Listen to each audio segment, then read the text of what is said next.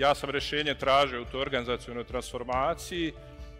i u prvoj fazi te organizacione transformacije, naravno u saradnju sa Adidas kompanijom, mi smo u principu najviše se fokusirali na organizacionu strukturu i budžet. I u prvoj fazi nam je to jako bilo bitno, dok je u nekim narednim fazama, nakon par godina smo radili ponovo neke transformacione procese, bilo jako bitno da kompanija nađe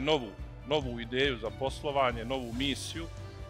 i mislim da smo to uspješno našli, kao i da ta promjena kulture koja nam se desila, a ona je zaista bila dramatična, ja bih rekao, naša organizaciona kultura se u nekoliko godina dramatično promijenila, da nađemo novi put za privlačenje novih ljudi, za privlačenje druge strukture ljudi, odnosno na one koje smo imali u nekoj fazi zaposleno u našoj kompaniji. I to su ti momenti koje smo zaista, ja sam siguran da bez